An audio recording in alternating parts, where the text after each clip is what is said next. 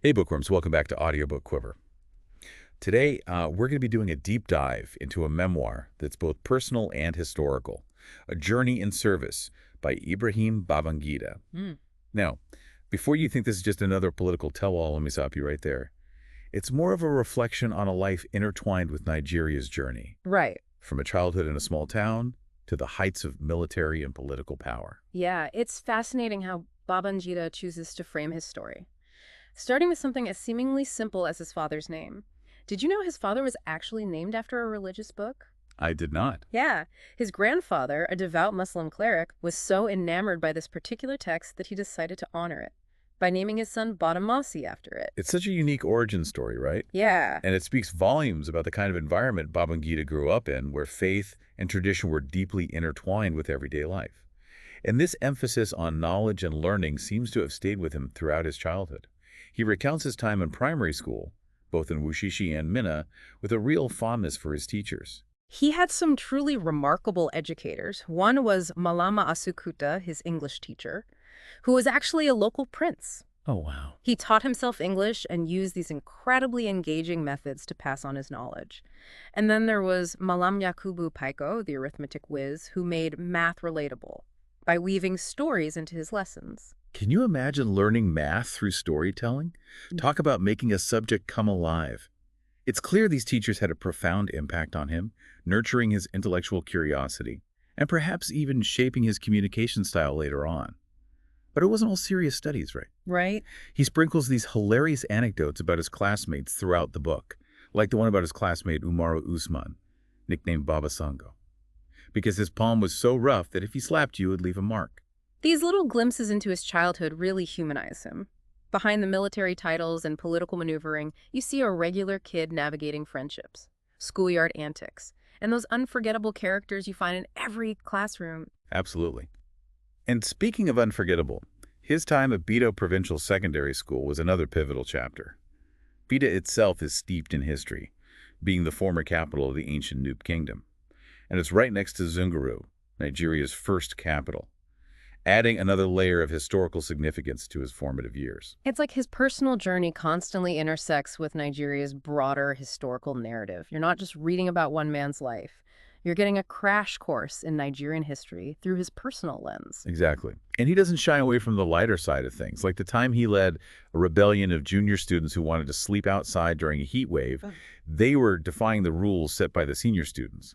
But those beta summers were brutal. Oh, yeah. It's these moments of youthful defiance that make you wonder if they were early hints of the leadership qualities he'd later display. It's interesting to consider, isn't it? Do those small acts of rebellion foreshadow a willingness to challenge the status quo later in life? It certainly adds another dimension to his character. He also had some influential teachers during this time. Mr. Leonard George Bill, his English teacher, instilled in him a love for literature, which you can clearly see reflected in his writing style. You can definitely tell he has a way with words.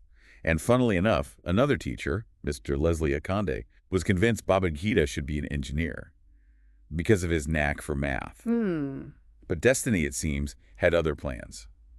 Instead of building bridges, he found himself drawn to the armored corps. That's quite the twist. It makes you wonder if his affinity for strategy and complex machinery found a different outlet in the military, wouldn't you say? Definitely a path less traveled, but a pivotal one nonetheless. His interest in the military was sparked by, believe it or not, a career talk by Captain Gowan, the same Gowan who'd later become head of state. Wow. It's amazing how a seemingly ordinary event can have such a ripple effect on someone's life. It highlights the power of chance encounters and seemingly insignificant moments.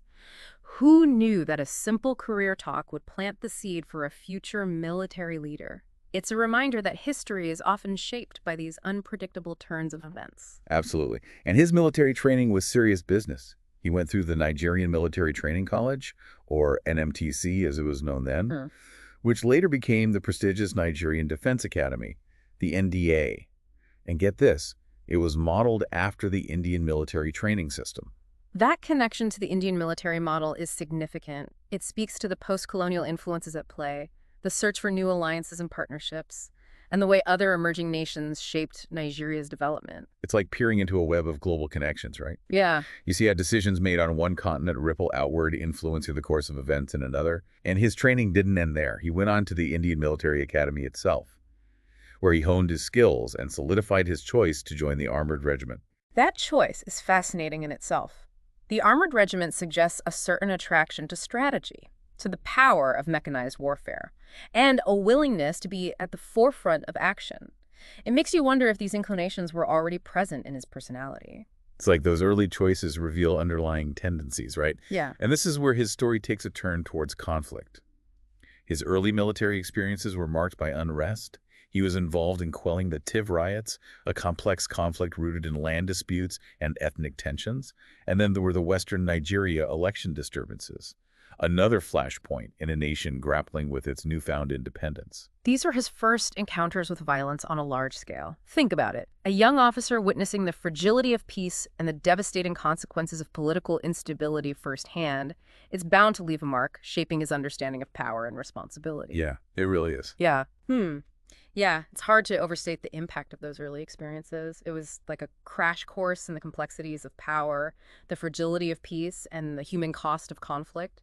And then, of course, came the defining event of that era, the Nigerian Civil War. A pivotal moment in Nigeria's history, and a trial by fire for a whole generation, including Babangida. Absolutely. He served in the 1st Division under General Muhammad Shua, commanding the 44th Infantry Battalion. This was where his strategic thinking and leadership were truly put to the test. The Civil War was a crucible, forging leaders in the heat of battle. And Babangida's writing reflects the immense personal and professional growth he underwent during those tumultuous years. It's clear that this experience profoundly shaped his understanding of warfare, leadership, and the delicate balance of power in a nation struggling to find its footing. He doesn't shy away from the harsh realities of war either. He describes being wounded at the Okigwe front in 1969, hit by an Ogbonigwa shell, a locally made weapon used by Biafran forces. He paints a visceral picture of the confusion, the delayed onset of pain, and the sheer chaos of battle. It's a stark reminder of the human cost of conflict, even for those in command. It humanizes the war experience, stripping away the abstract notions of strategy and politics to reveal the raw, visceral impact on those who fought on the front lines. And amidst this turmoil, he also found love. He married Maria Okagu, who later took the name Mariam, in 1969. He even mentions that she was initially hesitant because of his reputation as a bit of a playboy. Oh, really? Yeah. It's a reminder that even amidst chaos, life goes on. Love, family. These personal connections provide a counterpoint to the harsher realities of war and political upheaval. And it speaks to his persistence, perhaps another facet of his personality that would serve him well in his later political endeavors. It certainly does. After the war, he found himself back at the NDA, but this time as an instructor. It's interesting to see him take on this mentorship role, shaping the next generation of military leaders. He talks about some of the notable cadets he mentored, like David Mark and Timothy Shelpity, who would go on to have their own significant careers. It's like a passing of the torch, isn't it? Sharing his knowledge and experience with those who would follow in his footsteps. It is. And all the while, the political landscape in Nigeria continued to shift. The Gowon years saw significant changes, from the creation of new states to the establishment of the National Youth Service Corps, or NYSC. There was an economic boom fueled by oil. But tensions were bubbling beneath the surface. It was a time of both progress and simmering discontent. The economic gains couldn't mask the underlying structural issues and the growing dissatisfaction with Gowon's leadership.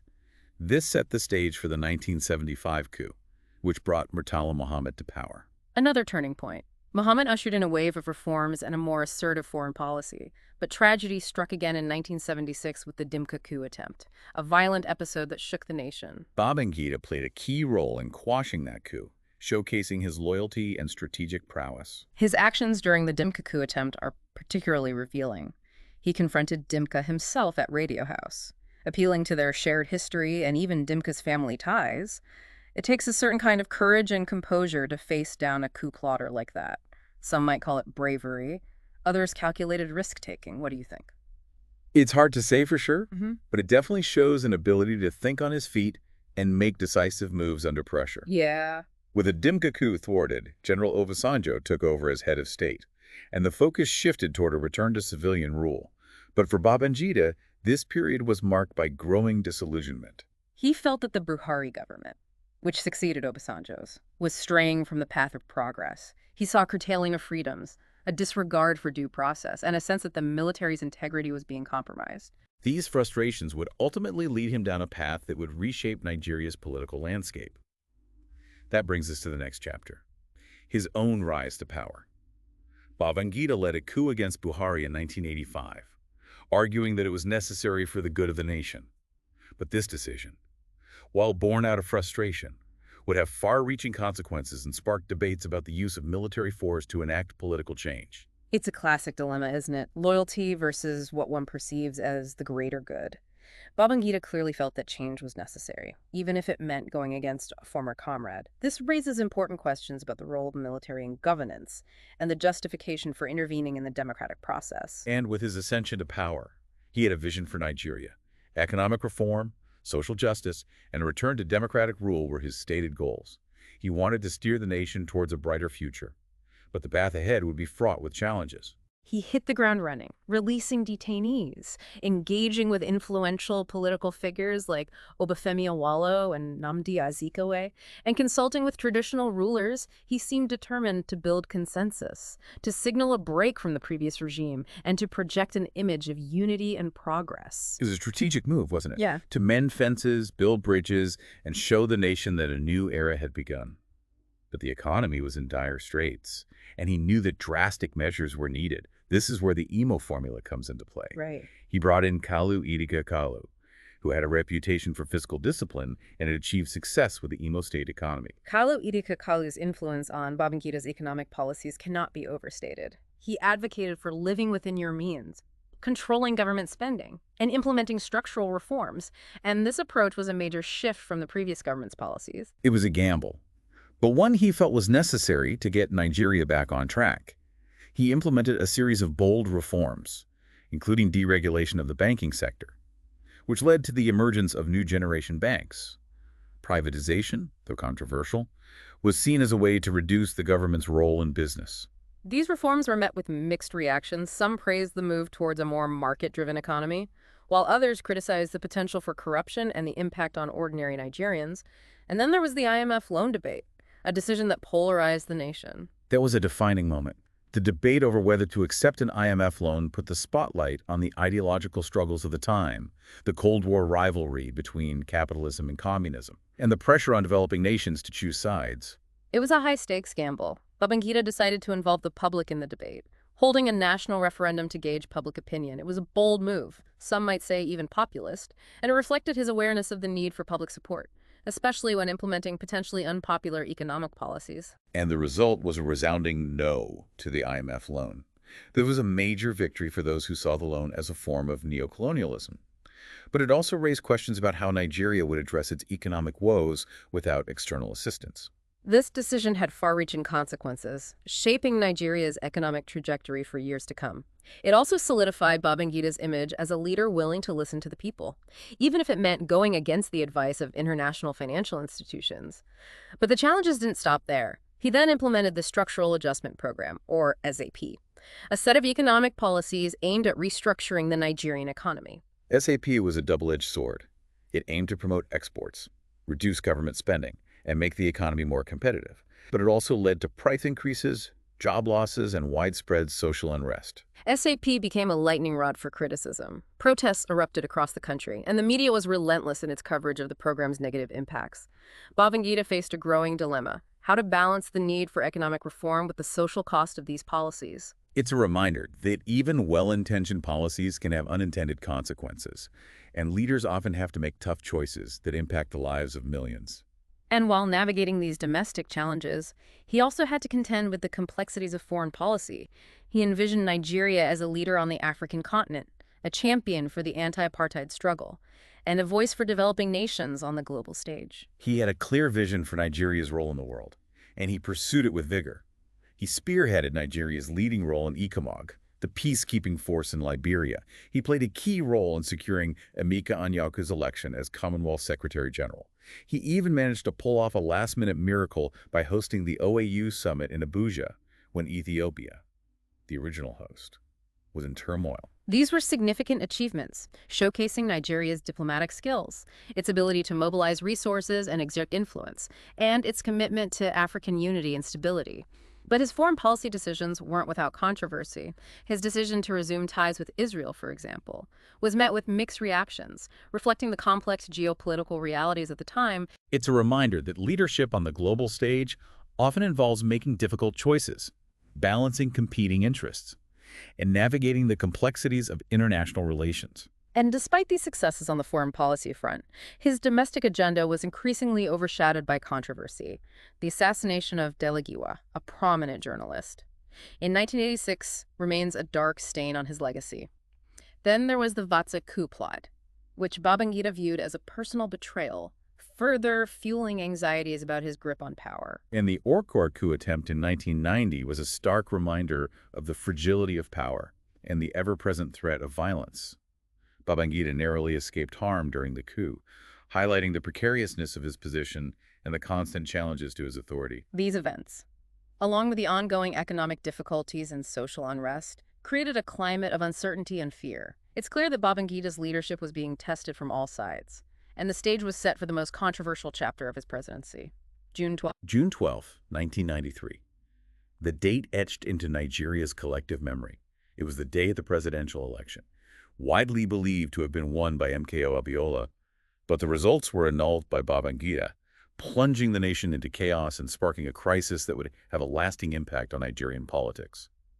June 12th was a watershed moment, a turning point that marked the end of Babangida's presidency and left a deep scar on Nigeria's democratic journey. The decision to annul the election remains shrouded in controversy, with many believing that it was motivated by fear, political maneuvering, and a reluctance to hand over power to a civilian government. It's a complex and controversial chapter in Nigeria's history, and Babangida's role in the events of June 12 continues to be debated to this day. He argues that his decision was based on concerns about national security and the need to prevent further unrest, but many Nigerians saw it as a betrayal of their trust and a deliberate attempt to cling to power. His decision to step aside shortly after the annulment did little to quell the anger and disappointment felt by many. The legacy of June 12 continues to haunt Nigerian politics, serving as a constant reminder of the fragility of democracy and the consequences of unchecked power.